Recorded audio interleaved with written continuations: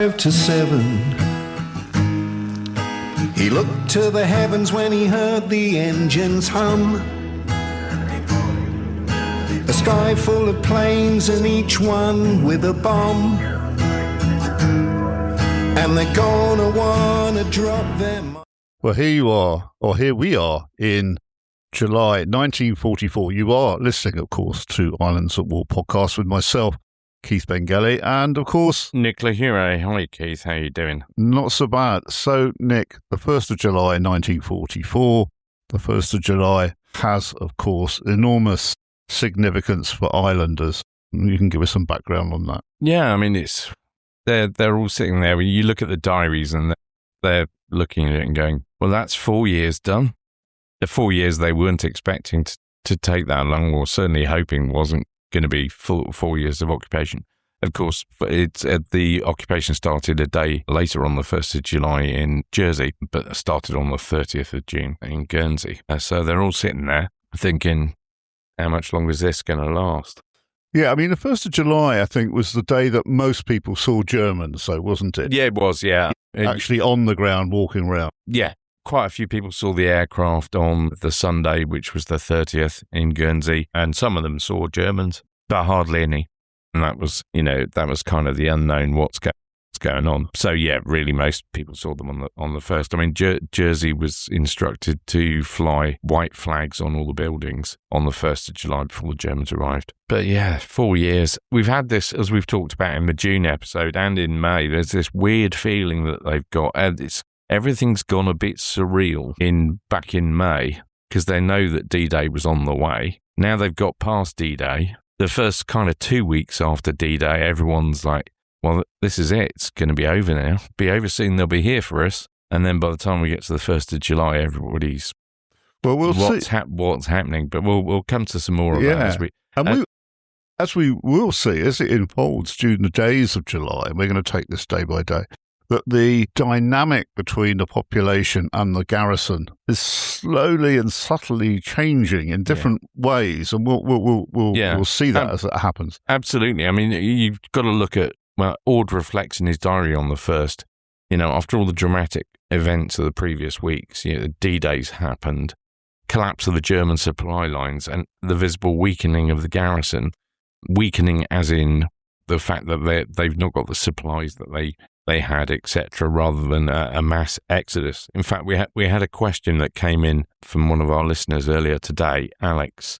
He sent in a question just asking, I'll just get it now, but he was asking whether he was saying that he'd listened about D-Day, and he was wondering after the loss of Cherbourg and Saint-Malo, etc. I mean, Saint-Malo didn't fall till August, but troop numbers, he was wondering if they increased as soldiers fled to France from France to the islands. Well, not really. It tended to be the wounded that ended up here in the underground hospital. And he was wondering about whether after D-Day, was it a case there was a mass exodus of Germans to go and fight on mainland France? It's a good question, understandable question. It was a good question, and I had to think about it quite hard, and I just went and checked a couple of sources at lunchtime today just to make sure I wasn't misleading anybody, because my recollection was, no, not really, because Hitler gave an instruction after D-Day that the islands were to be made even stronger, fortified even more, not in terms of physical fortifications, but as in getting ready for any Allied attempt to take the islands back. And by the end of the month of July, Hofmeier, who's not in charge yet, he hasn't got rid of von Schmettau yet, but he's complaining at the end of July that they've not had the supplies that they were promised to be able to last out. So thanks, Alex Casey, for that most excellent question. I hope that's answered it, but I thought it was pretty worth mentioning at this point, even though we're talking about the start of July. Ord's talking about, the garrisons weakening because they're not getting supplies. But we had seen political prisoners and such brought down from Alderney to Guernsey in transit to go to France. Yeah, I forgot that bit.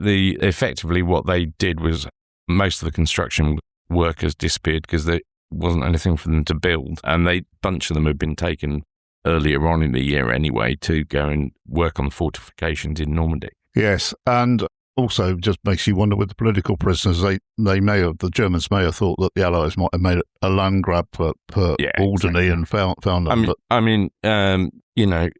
Ord's talking about island morale could have been described as being in the depths of despair, and looking at the other diaries, I think that's a really fair assessment of how people are feeling. You've had that elation of D-Day's happened. We can see it all happening on the French coast. You can hear the explosions. You can see what's going on. So the natural assumption is they're going to come and get us. Yeah.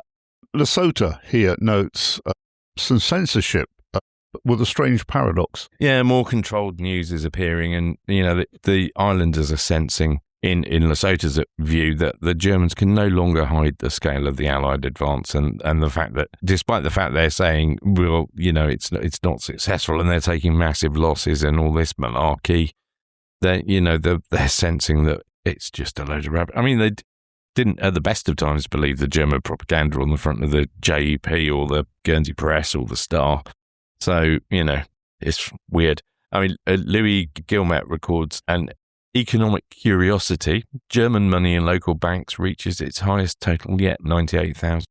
So this is the population in Guernsey has had no other way than just to accumulate German money, because UK money is not really in circulation. And they're actually putting it in the banks, and it's reached its highest point. Yeah, it's because they're sensing that the money's going to be worthless. So at least if it's in the bank, if it's in the bank, they're going to get some value for it. Whereas if they've got paper notes, you've got less chance. So that's why that's happening. So what are people thinking is that maybe the Guernsey or the UK or even the German government redeems this money. Well, yeah, at some point there's going to have to be something that happens. I know what happens, but we're not talking about that yet, because we've got almost another year worth of occupation to talk about that particular bit of information. I mean, another thing that emphasises the fact that the Germans are not doing so well in France is you end up with submarines here, because they get the odd submarine that's coming here because they've got nowhere else to go at that point, or they can't get through to get to some of the other ports, or they've been damaged in the area. You've also got a bunch of minesweepers, and we'll come to them later on, who end up here because their ports are no longer accessible. They can't go back to Cherbourg. So it's all a bit, It's a bit obvious things are not going well. There's the immense amount of aerial activity over the islands as well. Yeah, and the wounded coming ashore. Yeah, and the wounded coming ashore. Okay, we move into the episode, a bizarre episode. A German so-called civilian officer, which I hope you can throw some light onto that, escapes from France and takes refuge with a local lady. So he's billeted. I guess he's billeted upon her. Yeah. And he brings with him a wireless set, a radio, which she recognises as being her own. Which still got the label on it with her name on. Which had been sequestered couple of years before. Yeah, in 42. It would have been June 42. Yeah, so a German civilian officer, I pondered that. I wasn't really sure what that meant. Did we talk to some sort of somebody from the police force or something? Yeah, somebody from the Feldkommandantur, I would have thought so. A civil administrator with an army rank, but yeah, I mean it's bizarre that he turns up with her radio and he just ignores her protests and locks the set away whenever he leaves the house. That's just completely bonkers. And Ord says, it's the surreal moral inversion of occupation life, that the thief has authority and the victim must remain polite. Yeah. I mean, the chances of that happening, really. I mean, if you put that in a novel, a fictitious account of the occupation, you probably people wouldn't believe it. No. And of course, the Germans had given an undertaking not to ship these radios off anywhere, but we know damn well that they did actually ship a lot of radios off, and some of them ended up in the harbor. Well, I suspect he just took it with him. Quite probably. Yeah. Okay, and then we're hearing from our diarist in Jersey, Mr. Lesotho. He can hear the bombing in France, and attempts to evacuate French workers from the islands are disrupted by Allied attacks on shipping. Now, these would be organisation towed people. Yeah. And slave workers as well, to be fair. But most of these ones are actually French workers who end up going on the SS Minotaur, which is in my book, funnily enough, because there's 2 people that escape on the Minotaur with varying success from Jersey, because the boat ends up coming from Alderney to here and then onwards to Jersey, where they end up on the Minotaur, and a couple of folk from Jersey trying to escape. Right, we move on. And one of the things that we've remarked on before is that some of the less committed diarists go a little bit quiet, but Violet Carey's diary suddenly comes to life on the 5th of July after days of horrendous rain and trouble. Her husband's a farmer, a gentleman farmer, and the rain is bringing terrible trouble to the farmers. The weather suddenly clears, and with it, she writes, as the skies clear, there comes a torrent of rumours from St. Peter Port. She writes that people are bursting with excitement, and there is a whole sheaf of, I don't know what the collective noun for rumours are, but there is a lot of them, Nick. I don't know, a load of cobblers, maybe. Yeah. I mean, it's really funny that this is her only diary entry from the month of July. And for her to be saying bursting with excitement when everybody else is, frankly, down in the dumps and pretty depressed, she's clearly hearing some different rumours to other people, which is fine, because I'm trying to think where she lived at the time. It's in the forest, though. Yeah, it's out in the forest near Forest Church, isn't it? So whereas our other diarists are more sort of based in the north or the east of the island, that she's a few miles away. But the rumours include Guernsey's going to be declared an open town. So what would that actually mean, Nick? If they decided that the whole of Guernsey was an open town, what would that have meant? Now that means the Germans would have just left and gone. We're not going to resist, and we're just going to leave. They would have had to have declared this to somebody, the Allies. The Allies. That was the case. Yeah. But we know that never happened. That was a load of cobblers, as you say. Yeah, pardon my French. The curfew's going to be extended to 11. That doesn't happen. Schools are reopening. To a certain extent, there's a little bit of that goes on, but not quite yet. Fishing's permitted again. Yes, that caught me by surprise. They were allowing boats to go out. No, this is a rumour that fishing is going to be permitted again. It does get permitted, but not quite right this second. And that Red Cross messages are arriving. I'm not sure on the last date that Red Cross messages did actually really make it through. It was after this, but... And a major air raid on Jersey, which is palpable nonsense because you'd see it from here. Well, yeah, exactly. Not on Jersey itself, there were quite a lot of attacks on shipping. Violet's friend Peggy reports towns humming with excitement. I'm not sure about that from the other diarists. Again, it's probably something that's, it gets passed along and 22nd hand, it's turned into humming with excitement. But, there's some really weird rumours. But what isn't a rumour is there's been no meat ration for 3 weeks now. No, exactly. And one of the other rumours, which is really bizarre given what's going on at that particular point in time, is that apparently Stead, the fish controller, claims fishermen can go anywhere they like, even Carteret or Saint-Malo, without German patrols. It didn't happen. No, that's just... Bloody day. I mean, Violet does acknowledge in her diary that most of these rumours are nonsense, but they break the deadly monotony.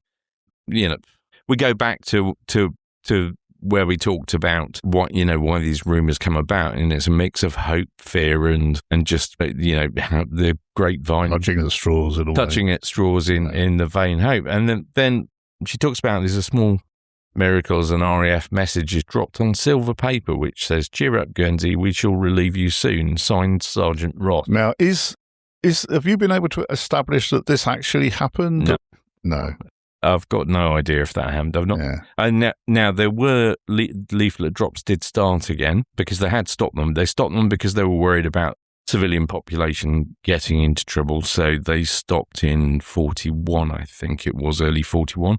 They stopped dropping leaflets, partly because one of the first one, I've got it at home, one of the first leaflets that was dropped reports the successful escape in September 1940 from Bordeaux, and they knocked it on the head shortly after that. But it's quite conceivable if they were dropping leaflets, somebody possibly with a Channel Islands connection, directly or indirectly, on behalf of someone, could have just thrown this out at the same time. Yeah, could have biffed stuff out at the same time. You just can't prove or disprove it. But the other thing is they did start dropping leaflets to dispirit the Germans, so they switched from being supportive of the civilian population, but morale boosting for the civilian population to trying to demoralize the Germans. So when leaflets start dropping, and these are in German.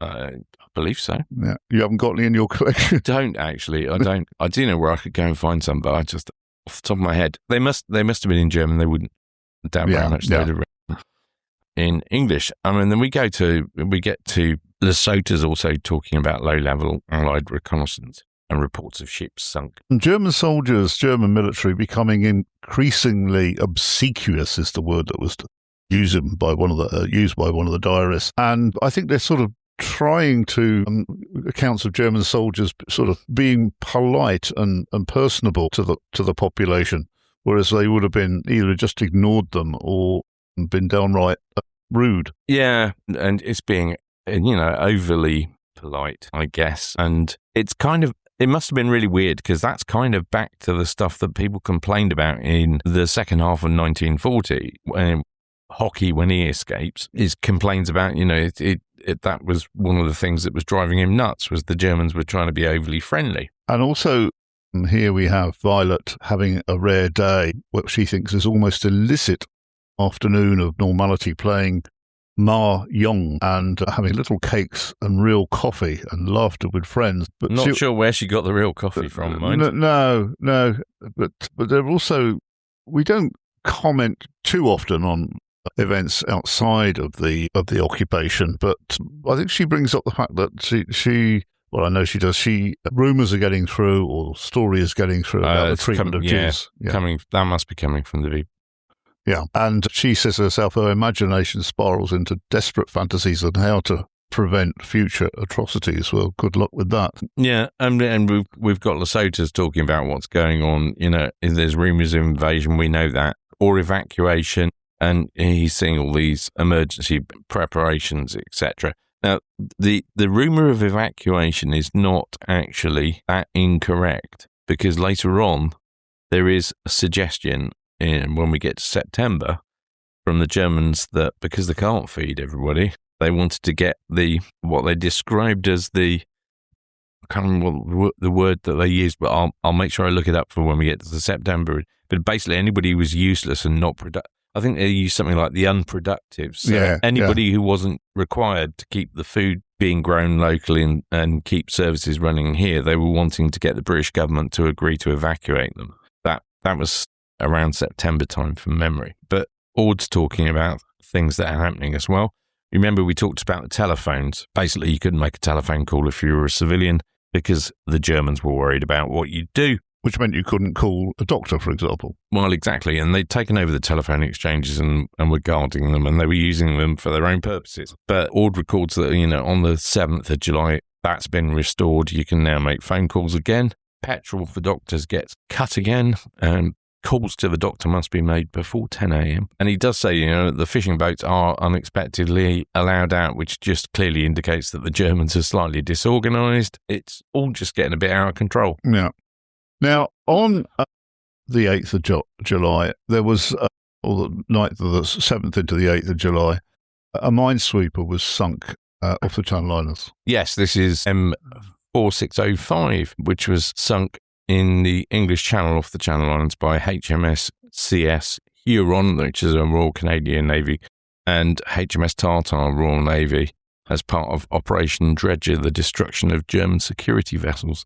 So there's quite a lot of shipping that gets sunk. We'll get to some more a bit later on. But what would be a German security vessel then? It's sort of like a fast torpedo boat or something. I mean, this one's an actual minesweeper. But in terms of security vessels, you've got the likes of the armed fishing boats and things like that. They have kicking about. Basically, what they're doing is they're just trying to get rid of anything that might harass or cause problems for the shipping or aircraft, effectively. Okay, and by the 10th of July, Reverend Ord is noting that the Germans appear to be preparing for an invasion of the islands. Yeah, they're publishing long lists of first aid centres in case of an Allied invasion. We're back to communal cooking again if the gas supplies fail, because they're really worried that's going to happen. Because remember, they're using coke or substitutes for coke to be able to produce the gas that they need for the island, and that's running out as well. You've got no meat for the 4th consecutive week.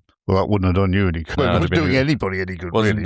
Doing anybody any good. And the trouble was, you were very limited on what other stuff you could actually get your hands on. Leeks. With the exception of tomatoes, which for some reason were being given away free because there were just a glut of them. Okay, so what he says is the island is preparing for both liberation but also catastrophe. It's this great unknown, isn't it? Back in Jersey on the 12th and 13th of July, Lesotho hears of rumours of German withdrawal or negotiation. Yeah, it's not happening. No. They've been told to stand fast, and that's what they're going to do. There is some negotiation, not at the behest of the Germans, but that's not till September, and you'll have to wait to find out about that till we get there. But that's quite a tale, that one, when we get to September, which won't be too far away in terms of number of weeks before we record it. But again, Lesotho's talking about islanders are holding less cash in Jersey. They're doing the same thing as Guernsey folk. Yeah. So what caused the problem with running out of notes here was that the notes were being taken by the Germans because they're taking them back to Germany. They were able to be exchanged in some banks on the continent. Remember, they couldn't use the Reichsmarks that were issued in the Channel Islands, were not able to be used in Germany. No, that's right. So that caused them problems. So that would encourage that. But of course, you had all the locals who were going, well, this German money's going to be worth nothing. So they'd been hoarding stashes of British money. So they got sterling. So that all comes out of the woodwork later on, but doesn't stop the fact that they have to bring over large amounts of currency to the islands. The other thing that caught my eye as well is islanders were sort of spontaneously, quietly, but building air raid shelters and hideouts.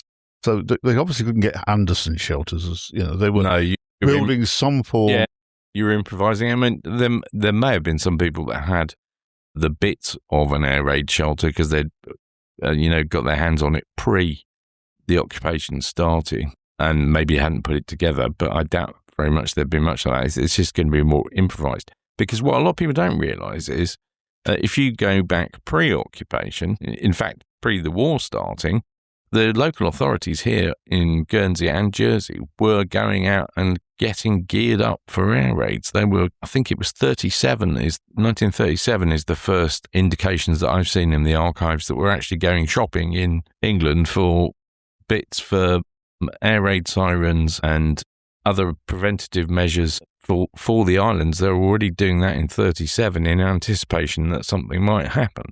So, it's not a case of we weren't totally prepared.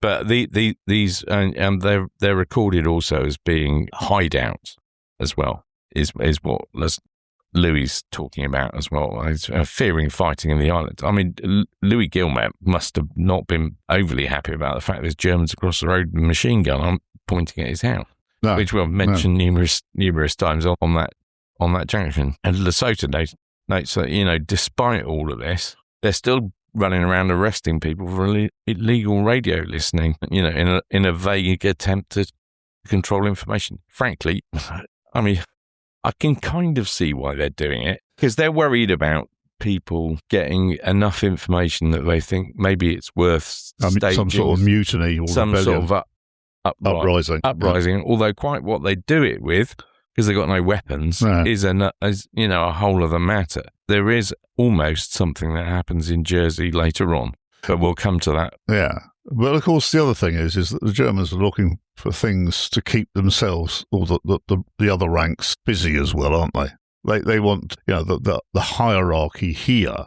would have wanted the rank and file to concentrate on the war, sort of thing, not themselves fall into a sort of laissez-faire attitude and almost just give up. That must have been a worry as well, is that the German troops may have fomented a rebellion. Yes, exactly. And that's part of the reason for why they're worried about these things as well. It is because They just don't know what's going on. And you've already seen the troops are being slovenly in some cases. We've talked about that. There's been a noticeable lack of respect to officers and things like that. It's just, it's just that they're worried about what's going on, but also they are worried about defending the islands. It's just, yeah. Now, there's a real oddity here, Nick, on in the sort of second to third week of July. Louis Guillemette spots an advertisement in the local paper. This is really quite something. Seeking for somebody to adopt a baby that is going to be born in October. So somebody somewhere in Guernsey is having a baby, and it's being advertised in the paper. Yeah. For what's being advertised is basically foster parents. Yeah. I'm really surprised that the local paper printed that. Yeah, so am I. I mean, I've not actually looked at the paper to spot that one. I must have a look. It'd be nice to track that down to and see what happens. Yeah. It says a poignant sign of wartime desperation. I'd like to see that. I'd like to think it didn't happen, you know. Well, I'm fairly certain if he's saying that's in the press. Yes, it is Louis Guillemette. Yeah, and because of who he is, I'm fairly certain that that's it's going to have happened. But I do like one of the other slightly more comic things that happens to Louis. This is really quite so something. he's busy trying to see von Heldorf, who's von Schmettau's sort of aide de camp. Something. So he's busy. I mean, Heldorf gets into a lot of trouble later on anyway, but that's a whole different matter. We'll deal with that when we get to it. But he's desperate. He's desperately trying to see von Heldorf. Von Heldorf's not entertaining him. Or von Heldorf doesn't know he's there, right? It is the clerk outside his office that makes Louis wait. Eh? Yeah, but it just seems a bit odd because they would have had a lot of interaction before now. It's either deliberate or just a state of confusion is ongoing. Well, I think we know that Louis finds a way around this, which makes me think that he's outwitted him, and I'll leave that for you to explain. Yeah, he gets some business cards printed, and then as soon as the clerk delivers his card, he's allowed in straight away. I mean, and he finds that a tiny victory for him in a world of humiliation, because the Germans aren't averse to humiliating the local authorities by being just damned awkward, rude. Well, it really made me chuckle that, because he sort of found the key to getting around this German bureaucracy, and it's almost like, a printed card is formal, so I must act upon this. So it's kind of that little victories. Yeah, it's weird, isn't it? Okay, the sky at war. What's going on here with massive Allied air operations? What's going on here then? It's very, very busy, the air traffic. Yeah, this is all to do with Operation Goodwood and also Operation Cobra, when they're trying to break out after, we're like 7 weeks after D-Day. So 6-7 weeks after D-Day. So that's what's going on. So as part of that, they're ending up with lots of stuff happening over this area in general. So Lesotho says, the Guernsey diarists say that the sky over Guernsey becomes constant theatre of war. Lesotho's noting the same thing. He's saying we've got emergency medical facilities being prepared, heavy flak, massive allied operations. Ships are departing where they can, but they're getting sunk. It's all a bit of a shenanigans going on. I mean, but there's also a Boeing B-17 Flying Fortress which gets shot down on the 17th, and it was on its way to France, and that got shot down in Guernsey, and was actually salvaged 12th of June 5. So it would have been, it must have jettison its bombs then if it was on the way to France, and if it crashed, it couldn't have been bomb laden then. No, I mean, that's the only information that I've got on it. Do we know where it came down? No, I don't. Literally, I know where it was. Big plane. Yeah, I know where it took off from and where it was going, but I know who was flying it, a chap called Bob Sheehan. But other than that, I don't have anything on that at the moment. I'll have to revisit that one and just see what I can find. We're back to propaganda leaflets as well. Now, this is after the bomb plot on Hitler, the attempted assassination attempt on the 20th of July. Already by the 21st, there's signs of unrest in Germany following that. And also propaganda leaflets are being dropped by the Allies. He said, Lesotho's talking about the garrison seem shaken and discipline tightens, which sounds about right, to be fair. Okay, and going into the sort of last week of July, the war is beginning to intensify further. I think there are local signs, Nick. Increased flak, some civilian injuries from falling debris. Yeah, nobody killed, but there are people that basically get hit by bits of flak that are falling. Obviously, what goes up must come down, and that's very much the case, and people are getting injured. But no records that I can find of anybody being killed. There was somebody on D-Day, which we talked about. Not too far from this, where we're sitting at this moment. Yeah. Also, huge Allied air formations. So these are presumably in support of the operations in Normandy, and they're flying over the island. They're quite visible, aren't they? Yeah, that's a Cobra, so that's trying to break through the blockage, etc. Yeah. And locally, agricultural problems are worsening, which of course is going to affect everybody in due course. Crops are failing and the supplies are dwindling here. And, people would be quite naturally thinking about the winter. If nothing militarily happens between now and then, yet another winter. This must be on people's minds. Yeah, very much so. And they've also got the thing that they can see that the blockade on the islands is tightening. Yeah. You've got the Dr. Rudolf Warendorf, or I'm not sure if I'm pronouncing that right, which was in service with the German Kriegsmarine. It was like an armed trawler type thing, registration V209, and it was escorting a convoy when it was attacked by British aircraft. And it's actually very close to St. Peterborough Harbour Wall. You can still dive the wreck, but you have to get permission. You have to follow their port controls instructions just over the sea wall from, where you can't walk down to the lighthouse. Yeah. Just over that sea wall, basically. So I believe, anyway, and it's quite impressive. I've got some photographs. I'll stick a link in so that people can go and take a look at exactly what it is. But it had ammunition on it, I believe. I remember when you could walk down there. We used to go fishing. It's now a restricted area. A restricted area. You used to be able to go and have a look. But it looks like from the photos there's still quite a bit of it left there. So that was just a little bit of an interesting story. That was on the 24th of July. That was attacked by the RAF. Grumman Avengers of 850 Naval Air Squadron took that one out. As I say, lots of activity in the air going on. Okay, Violet rears her head again.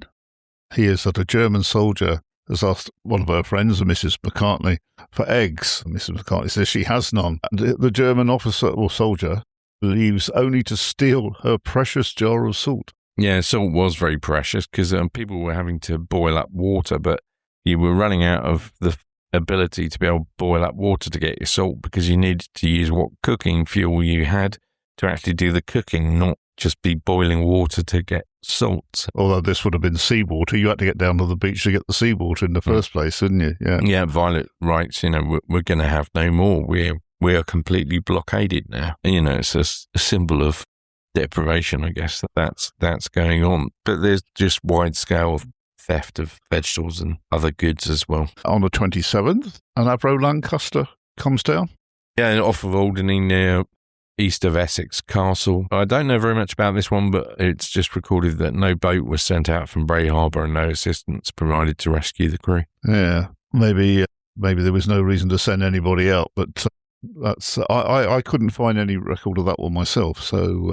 No, I had a jolly good look and I couldn't find anything. But I must admit, I didn't go and have a look at the War Memorial up at the airport. I might go and do that before we record August. And on the 28th of July, a moment of defiance. This is a really quite great little story. This a story that is starting to spread across Guernsey. About a local girl throwing a bucket of dirty water over a German soldier. And when questioned, she says she's always wanted to do this. Cheerful honesty earns her only a warning. What a great story. Great story. I suspect it is just a story. Yeah. So we reached the end of July here, Nick, and isolation deepens. It does. We head now into August 1944 in the next episode, and things start to get really tough again. Yeah, they will, and this will of course start to unfold. There is you've turned up another note here from Lesotho. noting that convoy arrivals are continued, but with some uncertainty. German forces in France are collapsing, so he feels, and I guess he was right, but the Channel Islands remain ultimately cut off, hungry, and continuously waiting. Yeah, it's pretty flipping miserable, isn't it? Yeah. I mean, in August, and you touched on it briefly at the top of the programme, was Saint-Malo, I think, falls during August, and that's really quite a brutal fight, isn't it? It is. I mean, people go there and look at the Intramuros, for example, and go, oh, well, it's amazing. It's so old, but most of it isn't. It's been rebuilt because most of it was destroyed. And I think the first use of napalm in military warfare. Well, I didn't know. I think so. Yeah. Well, maybe we'll look into that specifically. We can have a look into that. But yeah, middle of August, Saint-Malo falls, and yeah, it's quite a defence as well. Eh? I mean, the German defence was quite dogged. It did go on for a while, but like many places in France, quite a few people were killed in the civilian population. It was all a bit of a nightmare. Right now, Nick, you've been a busy boy in the last in the time since we've recorded June 1944, and with huge congratulations, your book is now out. You've done a book signing. Yep. And can you tell the listeners a little bit more about the book and, of course, where they can source it from? Yeah, sure. So the book is called Tides of Defiance. I'll stick a link. I'm sure if any of you follow me on social media, you will have seen my relentless plugging of said book. And why not? So I'm appearing on World War II TV, which is on YouTube. I'm appearing on that next week, next Tuesday, I think it is. In fact, it is. But I'll stick a link for that. I'm appearing on World War II TV to talk to Paul Woodidge, who's been to Guernsey. Actually, Paul came over last year and I talked to Woody about the book. He's currently having a good old read of that. But the book's about escapes from the Channel Islands, people trying to escape, and people who did escape, covering some of those that are worth having a look at because nobody really looked at them in any detail before. There've been a few articles and stuff. I've had some great feedback, which is always nice from people. And day before yesterday, I discovered that one of the people that's in the book is actually the grandfather of one of my school friends. But I'd not put the connection together prior to writing the book. So I sent him a copy of the book yesterday. Now, we know that people that listen to the podcast are resident in places like Australia and the United States. They can get it from Amazon? They can still get it. They can get it from Amazon. If you're in Guernsey, it's available from Writer's Block in Commercial Arcade. Kelvin's still got a few copies, not very many, left there. And also the Guernsey Underground Hospital have it at the moment as well. But yeah, Amazon or Barnthorne Publishing, if you're in the UK, you can go to their website and get it from there. Like I say, I shall put some notes on there. But I had some other exciting stuff that I did. Well, I'd just like to add as well, Nick, you don't hide your height under a bushel. This next book is a very, very significant addition to occupation studies. And you, in writing this, really did turn up new or piece together and solve riddles and bring out previously, say, unknown facts that only been known for a few people. So it's a really, it's a great achievement. And I know how long that you were waiting for it to finally appear. And it's been quite a long process, but what has been quite interesting for me, I was a little bit nervous about some people reading it. Who have a vast knowledge of the occupation, and I was thinking, I hope I haven't got anything wrong. I mean, I cite all of my sources in the book. They're all there for anybody to see, so it's all factually based. There's a couple of bits where people have filled in items for me very kindly by providing me with private documentation and things like that as well. But I was a bit nervous, but the feedback so far has been, it's very good, and I should be very proud. Sure. And that was from somebody who's got a real eye for detail, and that message came through to me on a WhatsApp yesterday. And I'm eternally grateful for being told that really enjoyed it and should be proud of what I've done.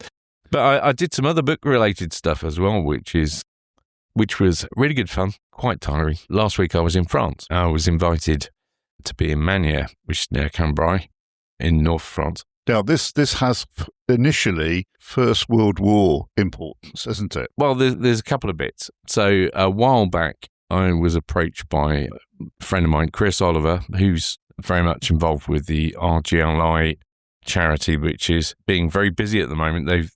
We'll come to what they've been doing anyway in a moment.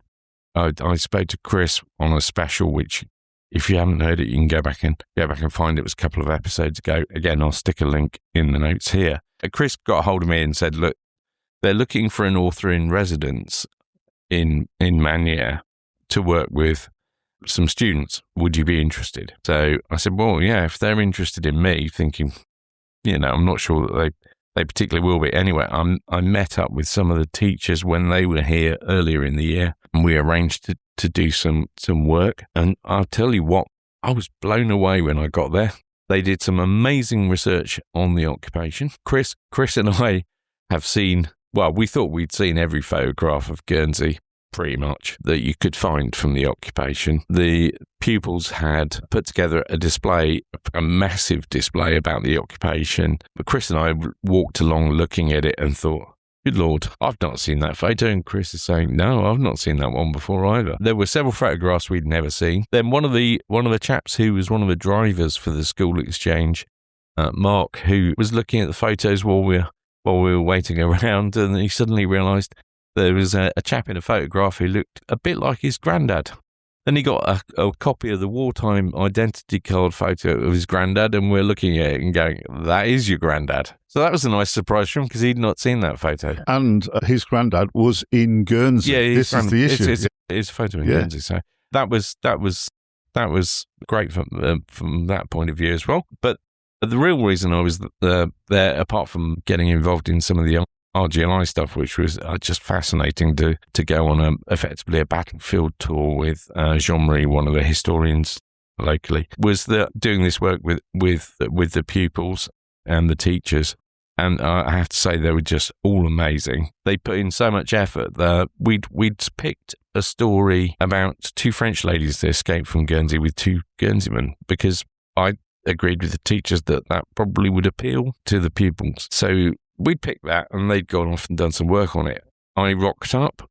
In this room, they'd created diaries and letters and all sorts about these two ladies that had escaped. Imagining bits about what had happened after they'd escaped, diaries of what they'd been doing while they were in Guernsey, because obviously I've got some information, but they'd use their imagination to flesh it out or amplify it. Yeah, to fill it out. And there's this big display of these things. I will put some photographs of them out. I was just completely blown away. Yeah. And then we did some sessions. I did a few sessions on the Tuesday afternoon with a class. And then on Thursday last week, I did a whole day with the pupils, varying classes, going through, talking about the occupation in general, what it was like, showing them some pictures, my relatives that were here, and explaining what life was like for them, and also just generally answering questions, as well as talking about stuff from the book as well. And the level of engagement was brilliant. It was a little bit challenging for me at times in terms of language. I was predominantly speaking English in the lessons. Obviously, people are talking to me in French. My written and read and reading of French is fine, and my comprehension of what people are saying is generally fine. It's just, it takes me a little while to get my brain to think about what I need to say, apart from if I'm ordering food or something like that. But I had an excellent lady called Christelle who worked in the school. She's a teacher there, who was very much behind this project and in getting it moving. And she was very kindly translating where required for me. And Monsieur Laporte, who's the headmaster there, was brilliant as well. It was great to meet him, met the mayor, went out for dinner with them all. It was all really very convivial, and people were genuinely interested. But the other reason for being there was Chris and a chap called Colin Dodd from the RGLI Memorial Trust were there to buy the house where the men had what's described as Guernsey's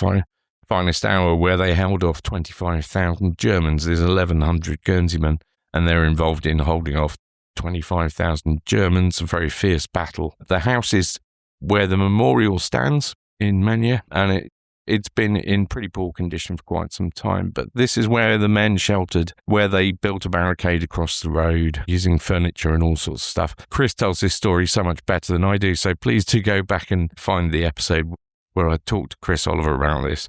I'll definitely be speaking to him about it again. But they went there to buy the house because they're turning it into a living museum, effectively. So an information centre. I was amazed. The people of Meunier are absolutely fascinated by the RGLI and the twinning with Guernsey. They are so welcoming to everybody. They all know about the RGLI. Chris did a brilliant presentation in the town hall on the Monday when we got there, as well as doing some presentations at the school. But while the guys were doing some admin to do with buying the house and stuff, I was stood out. I'm not a very emotional person when it comes to these sorts of things, but I was stood out in the road, and I stood there looking at the monument, and then I looked down the road and I was like, well, that's where the barricade was. And then I walked up the road to where there'd been one particular bit of quite serious action just further up the road. And then I walked back down the other way to where, again, there'd been Captain G on a Victoria Cross. There were other rewards as well for other people. And I was stood there, and it was very quiet that morning. All you could hear was the birds tweeting, and I'm standing there looking at the memorial, and it's just like, yeah, actually, a bit dusty around here. Yeah. Well, I've been also... it really was quite an emotional thing. And there was laying of wreaths. Lots of French people turned up for that. But the colours of the RGLI were taken off of the island for the first time since the war. So it's a very special thing. You have to get permission to do it. So the colours were taken there as well and were paraded when there was a wreath laying as well. So it was pretty emotional, to be honest. And had a brilliant battlefield tour with Jean-Marie, as well as a talk from Jean-Marie, a local historian there. That was just blown away by all of that. He's a fascinating bloke to chat to. And yeah, we did. They were busy doing lots of stuff related to that, so it worked really well from the point of view of me being involved with the book and stuff. It should be explained to people as well is that the fighting was not trench warfare.